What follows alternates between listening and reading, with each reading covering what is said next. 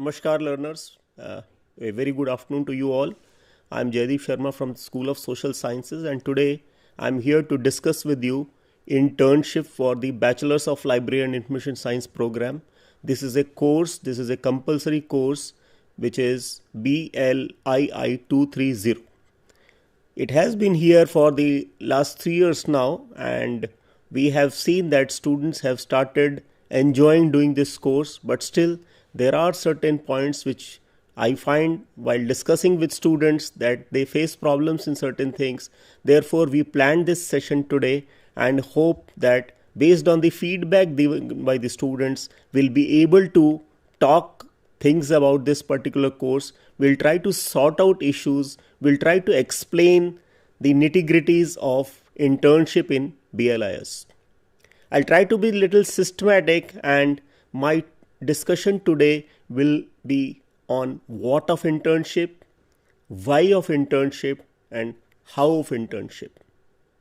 So I'll start with some very basic definitions because you all might be wondering also what is internship, and therefore we'll start with some dictionary definitions also of internship, because there are certain different terminology used for internship, and since it is very popular in different disciplines, in different domains of knowledge, at times we make use of different terminologies. So we'll talk of those terminologies also, then we'll go into the particularities of internship in BLIS. Now, as I told you, we'll start with what of internship, and you see here on your monitor, I have given a definition from the Cambridge Dictionary, which says that a period of time, I quote from the dictionary, a period of time during which someone works for a company or organization in order to get experience of a particular type of work. So there are two things that you see here in this definition, that one works in a particular company. So that means while you are studying, you get a chance to work also in an organization. Because any learning that we do, whether it is in any institution, particularly an institution of higher education like a university in which you are enrolled, your study, your learning should be meaningful. What you learn here, you should be able to apply it in your life later on. And therefore, this internship is quite meaningful, as we see in the definition also. A slightly different definition which I have taken from Oxford Dictionary, which says a period during which a student or a new graduate gets practical experience in a job, for example, during the summer holidays. So that is how at times we say summer internship also. So there is a slight difference between the two definitions, and that is why I took both the definitions, because otherwise there are so many definitions on this concept. But the slight difference here is that the latter definition talks of student, talks of during summer. So this internship that we are supposed to do, it is in practice already, and it may be done during summer vacations also, because it depends on the curriculum planners, how they plan the curriculum, whether they would like you to do this internship while you are doing the course, maybe during a short break of the course. At times we call it pre-course internship, post-course internship also. And you might be knowing that internship is something which is very popular in professional courses. Like you would have heard of, one of the oldest professions where you find internship is medicine. You always find that doctors, while they are studying, they work as interns also. And this is one profession, whereas you have professions like law, engineering and whatnot. You think of a profession and you find internship is an important component of every profession. So why not library and information science also? That is why we introduced, though it was a little different, it is a little difficult, because the volume of the operations that we have here, the internship that we have to impart here is at all India level, in fact outside the country also. Now, if we go further, as I was mentioning a little while ago, that we have different terminologies for internship, and if you see here on your screen, you would have heard internship, you would have heard apprenticeship, and also traineeship.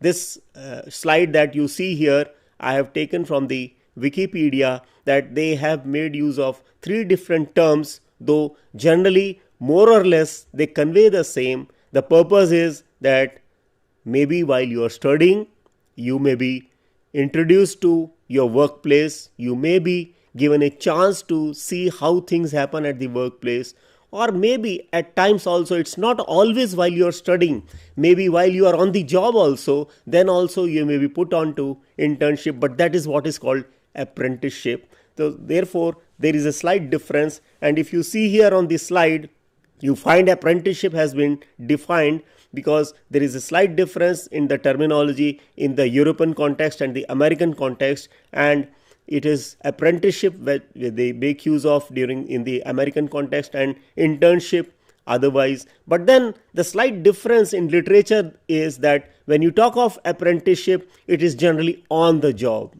It is slightly of the duration is higher when you talk of apprenticeship, and it is for a particular job. So when you talk of internship, it is not particularly for a job. In fact, it is not for a job. It may be you have certain broad objectives, you have certain learning objectives, which we will discuss here for your program also, which we have for internship. But while it is apprenticeship, particularly when you're talking for a particular job, the apprenticeship is designed to enable you to impart to you certain competencies which is expected for a higher level of job. And generally when you talk of apprenticeship, maybe you are paid also, and as I said, it may be of a higher duration. Generally internship may be for 1 month, 3 months, 6 months, and whereas apprenticeship generally starts with half a year, 6 months, maybe a year or more. So that's what I wanted you to know, that at times when you make use of different terms, how they are different or how they are similar also. Now going further into why of internship. So we have already talked of what of internship.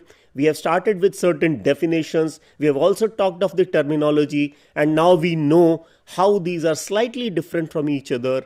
And then let us know why we are going to do internship.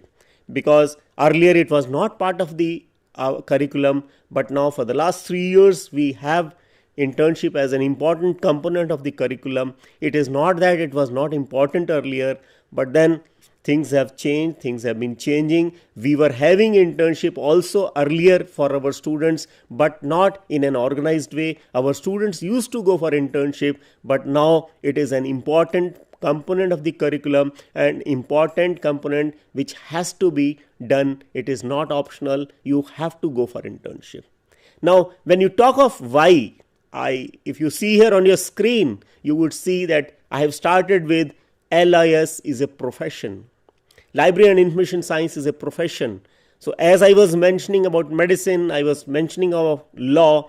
A profession means that whatever you learn, the knowledge, skills and attitude that you develop, you are trained for all those while you are working, while you are studying. You have to apply that in your practical life, in your work life. So the earlier the better. The earlier you are introduced to the work life, the earlier you are exposed to the workplace, the better it is. Though you will be working once you complete your degrees, but then before you start working, we introduce you to the workplace. Therefore, this is the first and foremost reasons for this why of internship. I would like to impress upon you that this is an important component of your curriculum. Therefore, please don't take it lightly. Generally, when students come to us and ask why this component has been introduced, they show curiosity as well as if it has been imposed upon them. I would like to mention, no, this is something that is for the privileged student of the university that this has been introduced. Therefore, you should take it very seriously and you should enjoy doing it. So one should be able to apply one's competency which has been gained while you are studying at the Indira Gandhi National Open University into your work life after you pass this, and therefore we are having an internship. Moreover, LIS or Library Information Science is a service based profession. You are going to be a service industry. You will be joining a service industry wherein your performance, your goal, your mission of your profession is to serve the society. You are an information profession and you are living in an information society, the knowledge society. If you are not able to know the nuances, you are not able to have the critical abilities to take care of these needs of the society, you will be really facing problems. Therefore, we have introduced this internship for you. And last but not the least, the National Education Policy 2020 advocates for internship. It is an important component of this NEP 2020 that internship we should start right at the undergraduate level, and in fact at even below undergraduate level. NEP 2020 says that internship should be imparted right from the school level also in different forms, in varying forms for any part of knowledge, whether it is the humanities, whether it's the liberal arts, or it is the sciences, it is technology, or the behavioral sciences.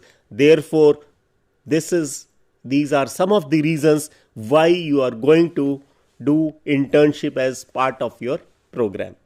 Now, I'd like to enumerate some of the objectives of this internship of this course BLII 230, as this will make things further clear to you that while doing internship, what are the objectives that we have behind introducing this internship for you.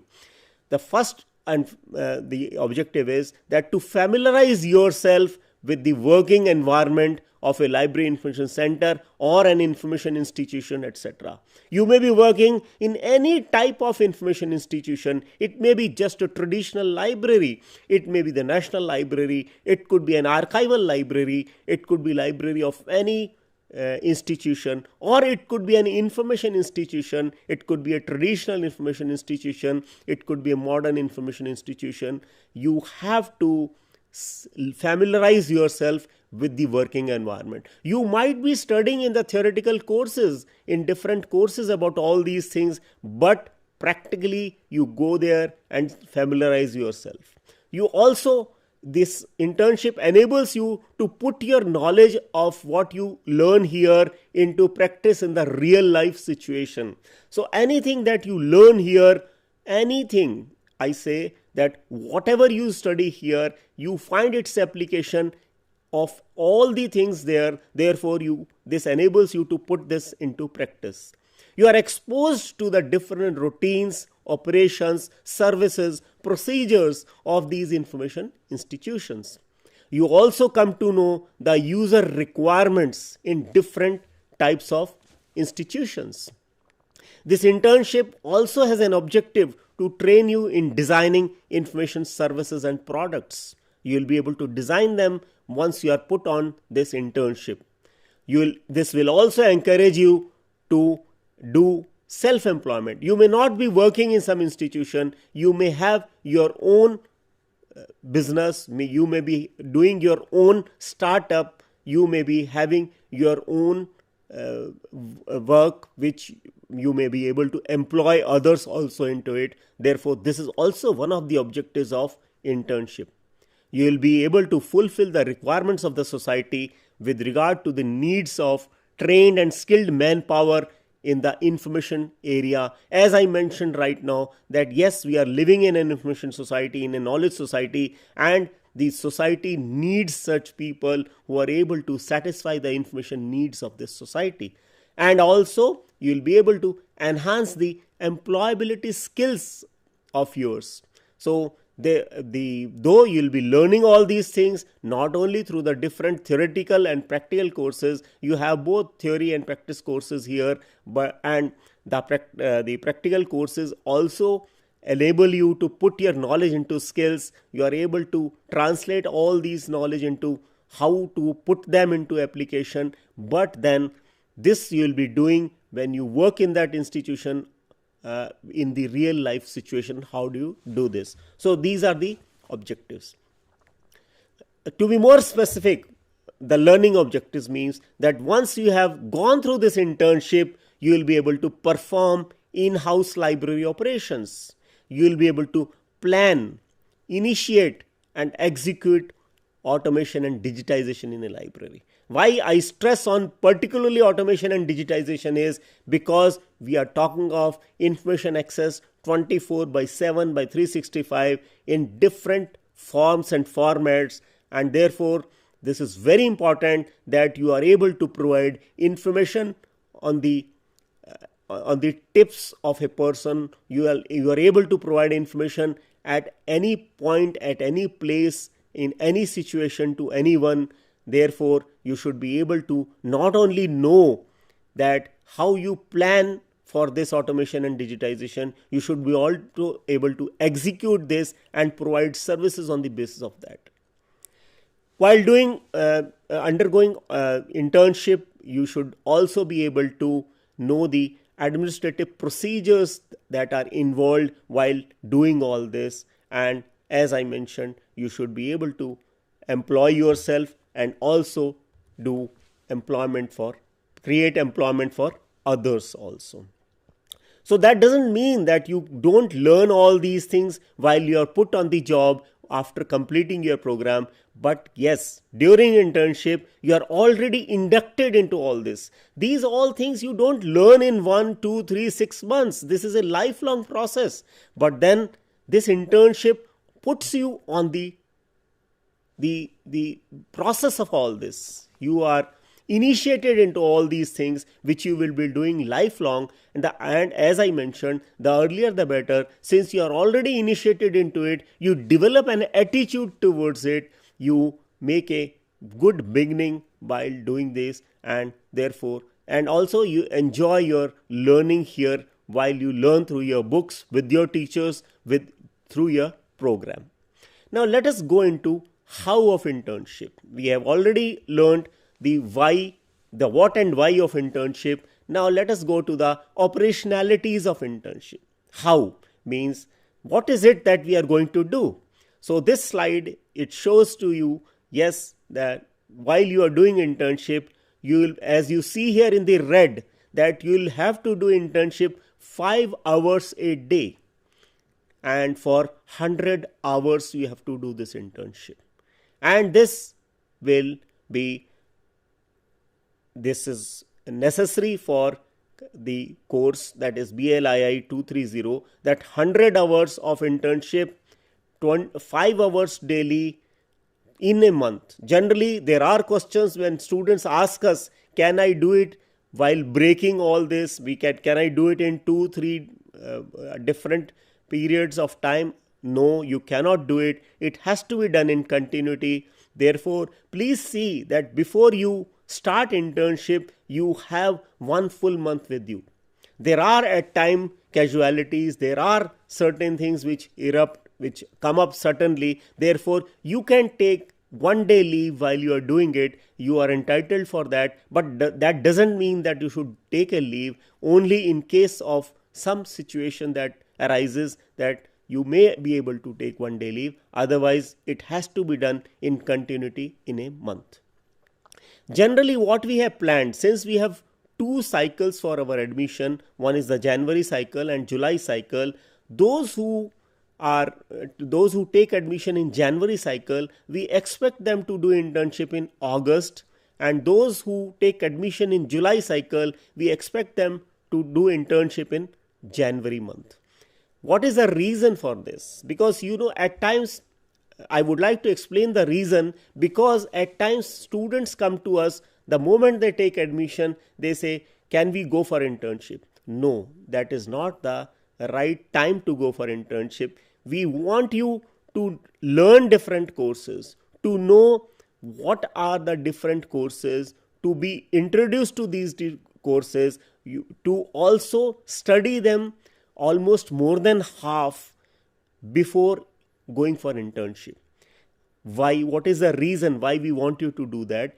Because it is only when you are aware of the different theoretical aspects, you have also undergone certain practicals also, you have also done some assignments, that you really know of the different facets of the discipline, and also come to know where internship is required, and also appreciate the requirement and need of internship that prepares you to undergo internship.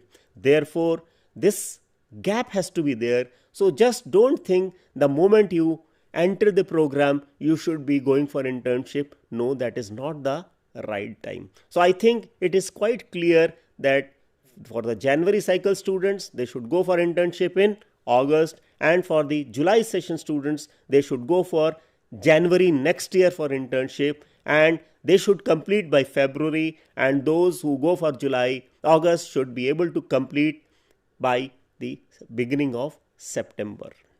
Now this is the first and foremost thing. Now where do you go for internship? You can go for any institution of repute that helps you to really learn. Again, why I stress on that? Because at times I find when students ask us, they put as the criteria to be the easiest for internship. They want to join an institution which is closest to their residence. They want that they should not travel much for internship. No, this is not the right criteria. This is not the right thinking. You should take this as an opportunity and try to do internship in the best possible institution that you can afford. I give you an example that our National Library, which is situated at Kolkata, our students prefer to go do internship there also, and it is available to you. You can join National Library of India and do internship. I would like to tell you that the AICTE, All India Council for Technical Education, they have informed all their institutions that are under AICTE, yes, they should allow Indira Gandhi National Open University BLIS students to register themselves for internship in their institutions. Not only that, you think of an institution and you will find, yes, IGNOU students can do internship there. All the institutions of national repute, you should try to do internship there. So as you see here in this slide, I have tried to mention here the different types of institutions. They could be institutions attached to universities, colleges, research institutions of like Indian Agricultural Research Institution, Indian Council of Agricultural Research, in the Council of Scientific and Industrial Research, ICSSR, or other institutions of national repute, the IITs, the triple IITs, IIMs. You think of any good institution, you will find that if you undergo internship there, you will really learn. At times, people want to do internship in public libraries, but at times there are public libraries which are just one-man library, which are sort of a reading room only. Please don't do internship there, because you'll not be able to learn.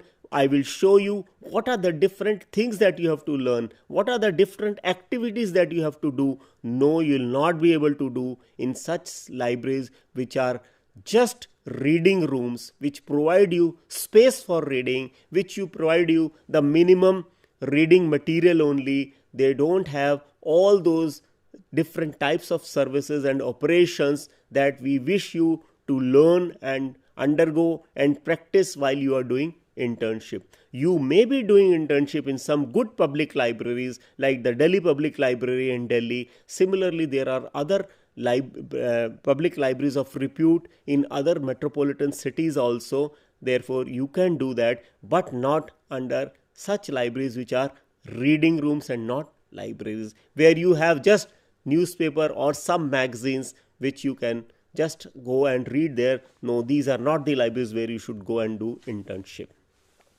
Now, let us talk about the structure of internship. The structure of internship, if you see here on this screen, we have shown that it is given under 4 different parts. Part 1 is operations, part 2 is services, part 3 automation, and part 4 digitization. So this is how we have divided internship under 4 different parts. Now let us talk of each one by one. Now when you talk of operations, you know the story of a document in a library starts with acquisition and moves on to accessioning, then the cataloging, classification. E-resource management is very important. We talk of serial control, but these days there is no library without e-resources, and e-resource management is a highly specialized job of any library today, and if you do not learn e-resource management, you will be at a loss, and it is a very comprehensive area of study which you need to be very well aware of, and therefore that is something very important.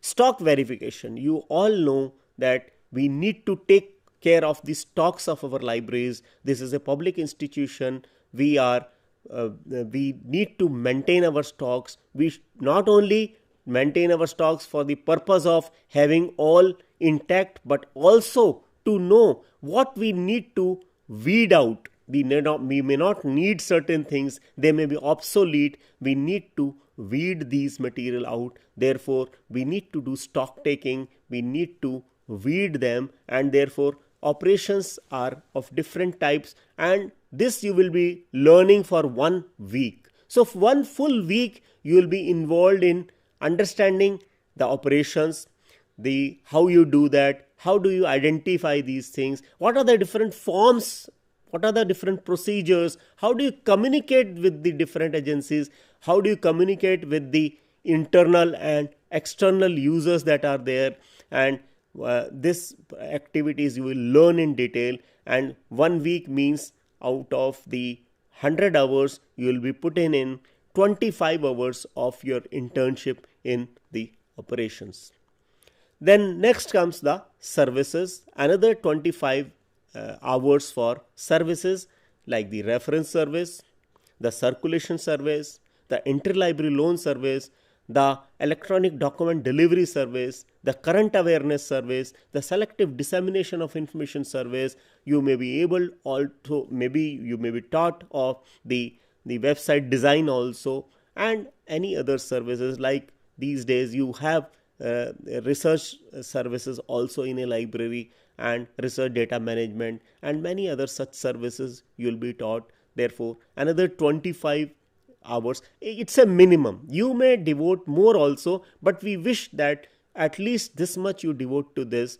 And therefore, as you see, reference service is the hub of any service in a library. It is the hub of all services in a library. Therefore, the moment you undergo internship, any library would like to put you on the serving users in the reference section. You come into direct contact with your users. You get the confidence of putting your knowledge into action there. The user comes to you. You try to talk to the user, try to understand the needs of the user, try to see how you will be able to serve the user by using your own resources of your institution, the e-resources of the consortia of which the library is part of, or even while you may not be able to have documentary resources to answer the query or information need of the user, you may have to talk to some other institutions, you may have to talk to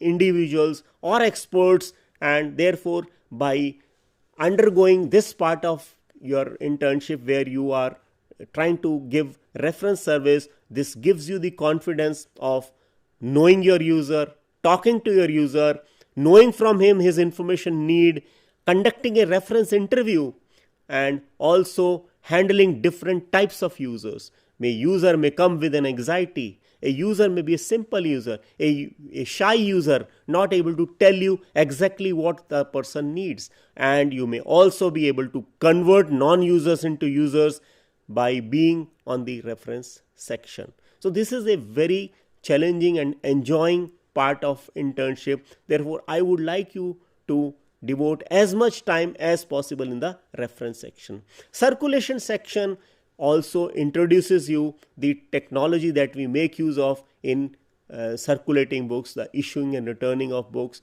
that also is taught to you, the different techniques, the brownie system, the New York system, the barcode, how you use it, or the different technologies that we have, you are introduced to that.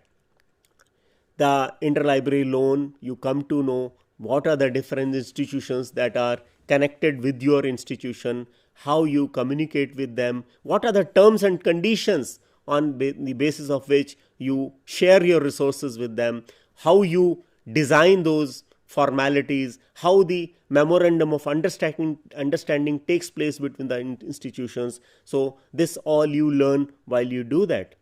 Now, you may also have to arrange documents for your users from electronic document delivery services, and also you try to provide them current awareness surveys and selective dissemination of information surveys, for which you need to know the expertise of your users. While you are providing reference surveys, you come to know what are the areas of different types of users, what are the specific areas, what are the projects on which they are working, what are their specific requirements.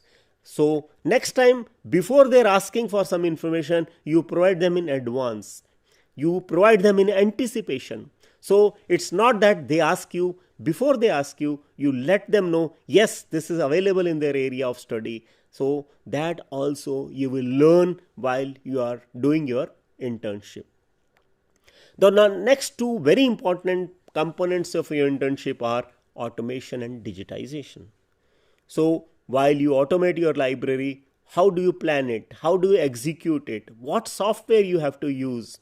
And you all know that these days most of our libraries are using open source software, and therefore you are exposed to different open source software. Maybe your library may be using one or two different, generally they may be using one only, but then once you are exposed to one, you are able to handle others also. So that's not a issue, that's not a problem that you have learnt one only. You may learn this, and later on you may have the expertise of learning the other one also. And there you have to understand how do you create a database, and how do you create different types of databases, what are the different types of databases that are created in a library, and how they are applied while serving your users, and that is very important. And similarly, what type of different reports are there, what are the different modules in the software that you are using, what are the intricacies, how do you make use of the different software that are required in that particular application software that you are using.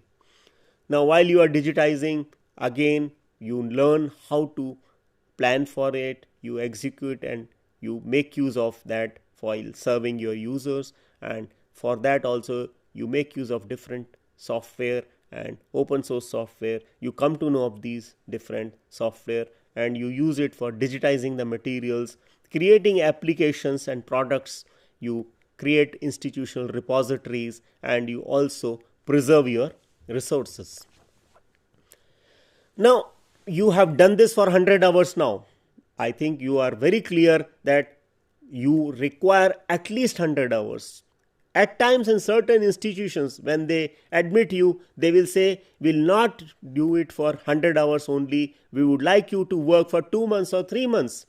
So that's not an issue, because we want you to do for 1 month. You may continue for more time.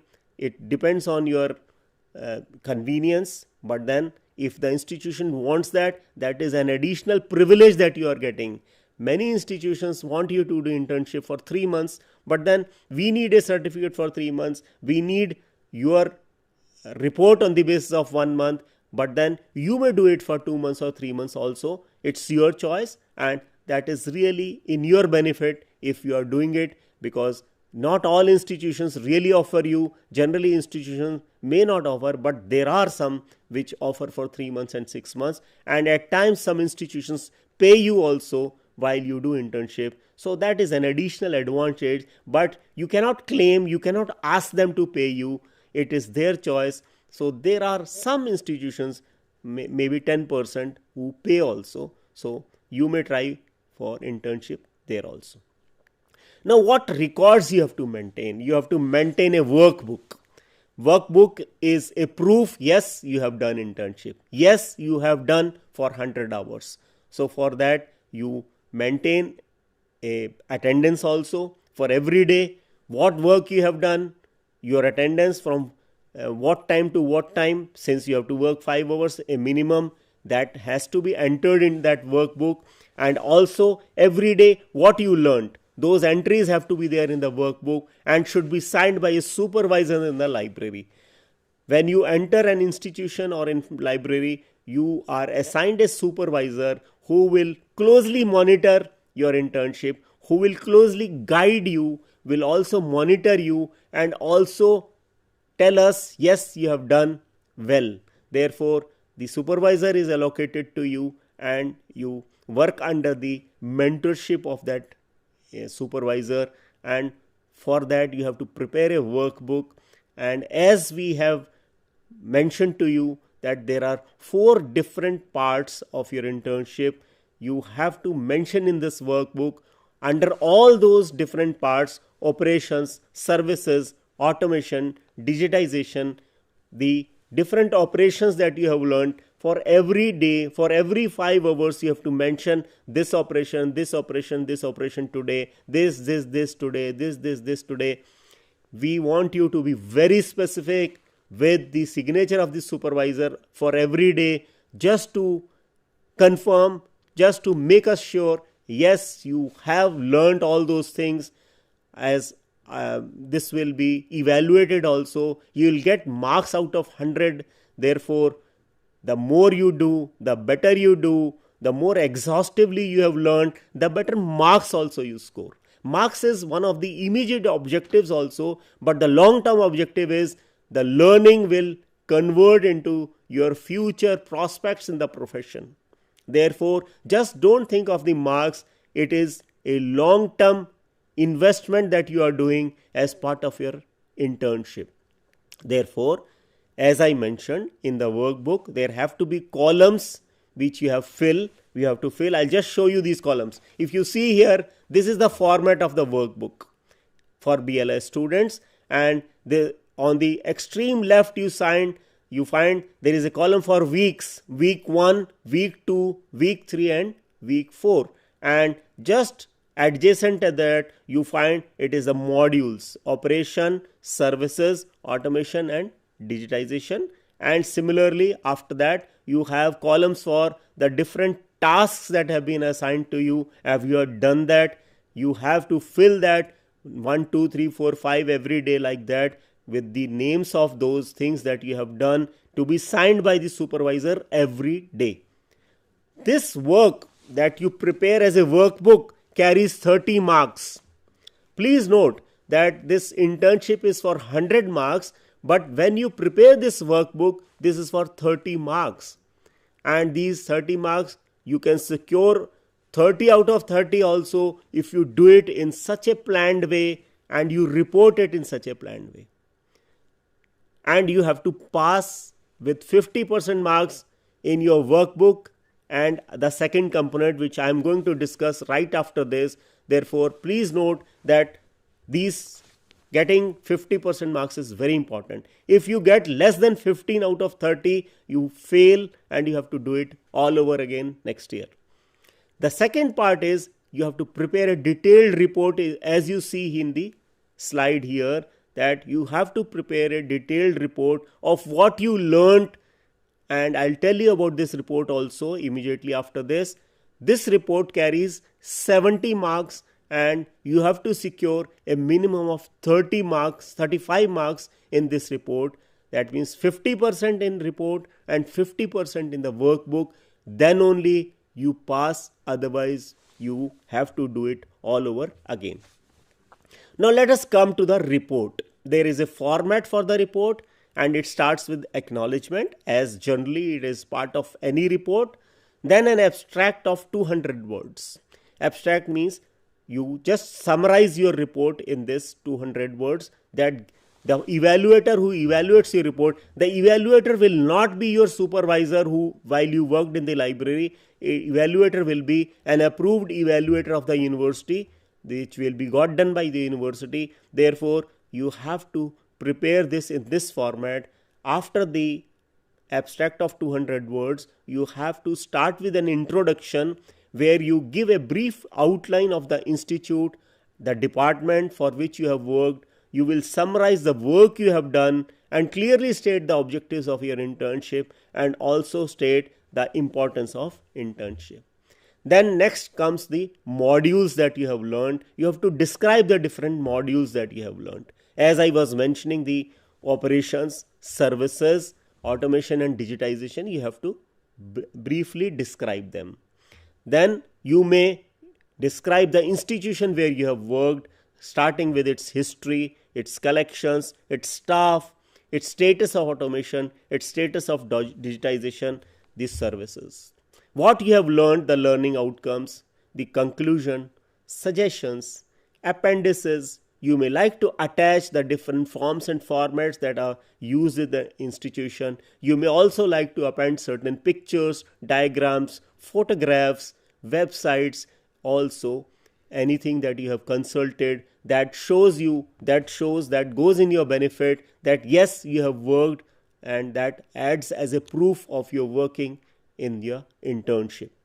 So this is how you prepare the report, and as I was mentioning, that this has to be passed with at least 50%. Now, just briefly, the evaluation criteria that is there: 70 marks as I was mentioning about the report, out of which 5 marks are for introduction, 50 for module description, 5 for learning outcomes, and 10 for conclusion, suggestions and presentation, and pass marks is 50%. Now, the other part of internship, which is for those students who cannot afford to devote 100 hours, particularly our defense personnel who are our students, a large number of defense personnel who are working, who are actively in service, they are placed at border in different situations, in difficult situations, they cannot find time, or some who are hard pressed, maybe in private service or some other such problems. We have alternative for them. But I would like to mention and stress here that you should do internship. That is really beneficial to you. It is only for the very few of you that we have introduced this alternative, which could be again of two different types: library based survey or a literature survey. So if you do a library based survey, you have to choose 5 different libraries. Again, please choose the best libraries that you could choose, as I was mentioning earlier, and you survey those libraries and prepare a report of what you have surveyed.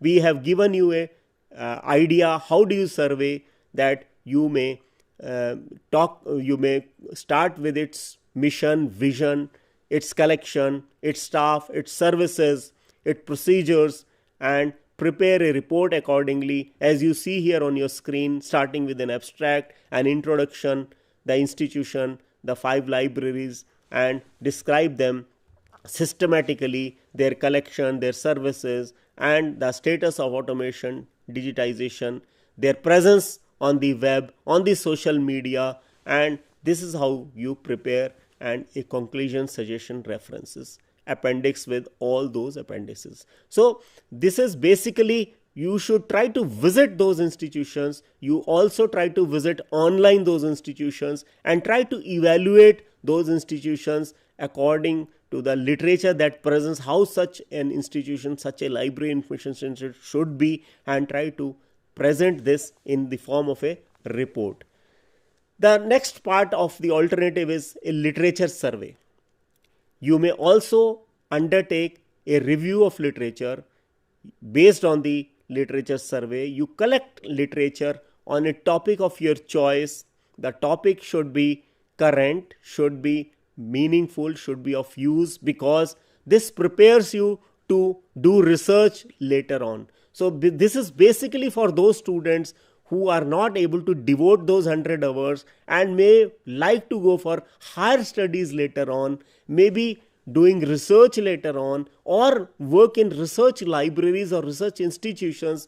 They may like to do literature survey, but our experience with such students who are doing literature survey is not good. They are not doing a review of literature. They are not surveying the literature comprehensively. They are doing on some very few select topics only, and they just describe the topic. They don't do a survey. They don't prepare a review of literature. Therefore, we generally don't encourage our students to do literature survey, but those who do it, they should do it with caution. That some of these are mentioned here on the screen, but this is not all. You may take an area of your own choice and comprehensively survey literature. How do you survey literature? You try to find good databases. First of all, try to get hold of a good book or good articles from the encyclopedia. Try to understand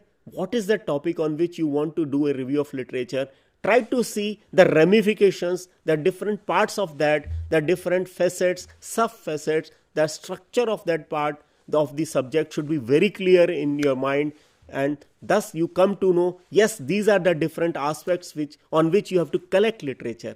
Now find those literature there. Try to get hold of the full text of that literature. Then once you have literature on different aspects and sub aspects, read them thoroughly. Try to mark them in that literature.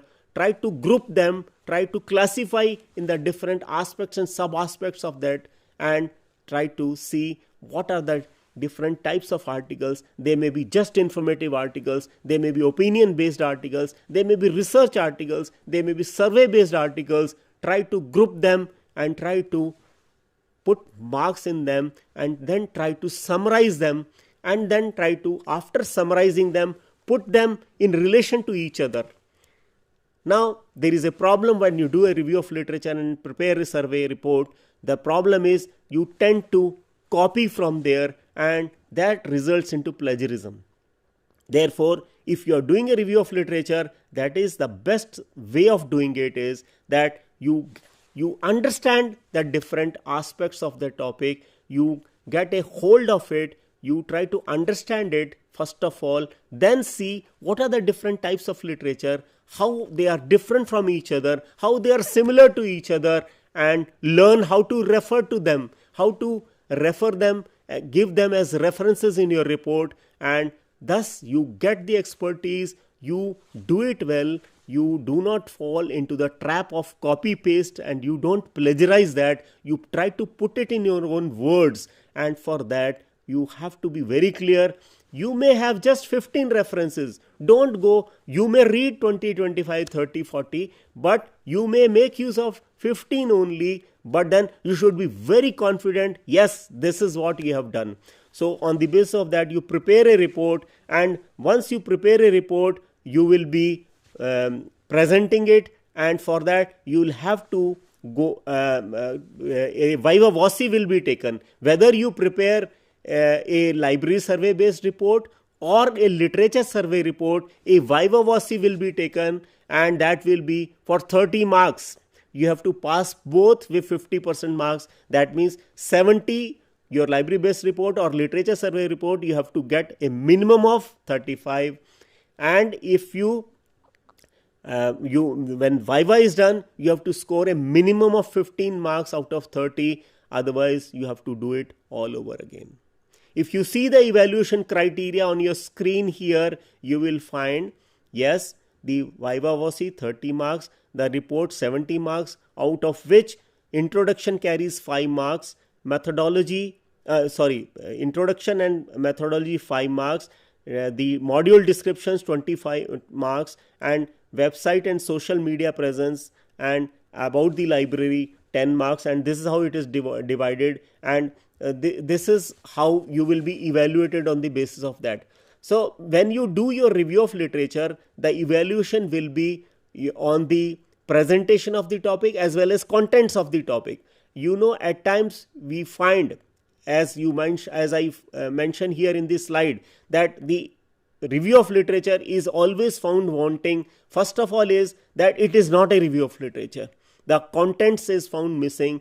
You do it on the basis of 4 or 5 articles only, and for that also you just take from there, you lift from there, you paste it here, and therefore the issue of plagiarism arises. So this is an area which you need to improve the content, and if you do the way I told you, I think you will get enough content, and you also have to structure the report that way. You have also to format it. You also have to have minimum of 5,000 words in which you present it. You may be presenting it in 20 to 25 pages, and also the recent references should be there. They should be put it in an order, in a particular standard reference style also, and you should be doing it in your own words. If you do it that way, you will get good marks also. You will prepare yourself for future research also.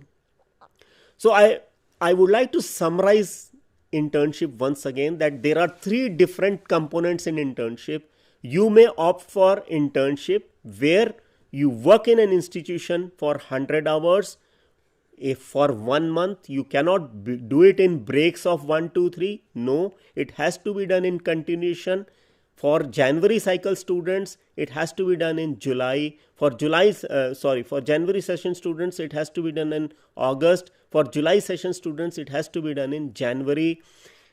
Because you go through the course material, you attend the counseling, you see our videos, you see our other material, you be prepared, you are aware enough of the different courses that helps you to undergo internship. Not before that. You select a good institution. It could be an institution of national repute. There are so many institutions that advertise also internship. Our students are entitled to do internship in AICT based institutions. All institutions under AICT, they offer internship to our students.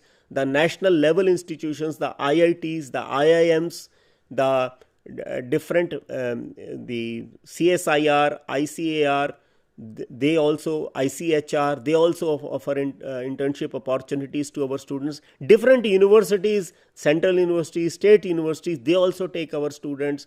The Delhi Public Library, the Central Secretariat Library, the Teen Murthy Library, similarly in other states also, they all offer internship to our students. The Defense Science Documentation Center, the DRDO libraries. So you can also go to media centers. You can also go to database providers and software producers also. We may have the different types of internship that prepare us for different workplaces and different specializations. So, and you have to prepare a report after you do it. You have to have 2 components which have to be there in your report. At times we find there is only 1 component in the report. You will get 0 marks for the other component. So this workbook that you prepare has to be pasted in your report, the signed workbook which has been signed by the supervisor. There have been a few cases where students have not attached the workbook. They fail internship. You also keep a copy of what you have submitted here in the university, so that in case it is missed somewhere in transit, you are able to show the copy which you have saved with you. It has to be submitted at the regional center.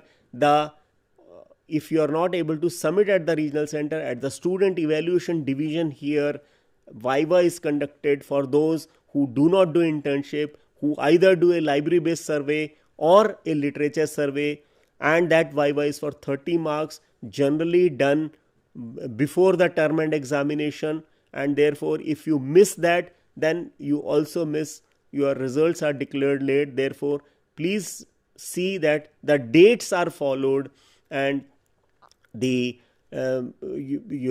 plagiarism should be within 10%. It should not be more than 10%. That also creates problems for you. You may not be able to pass because you have crossed the plagiarism limits.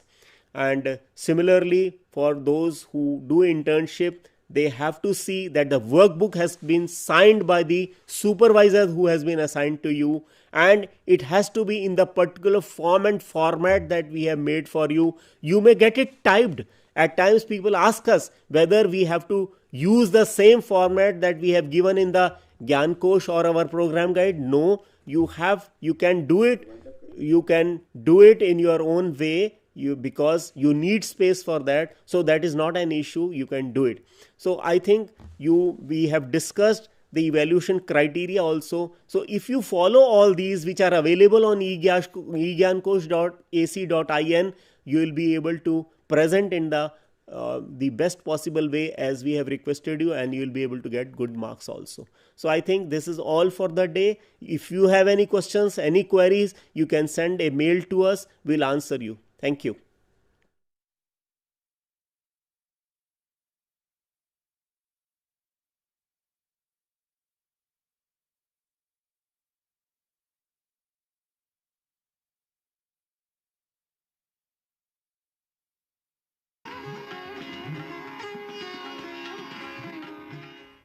Hello students,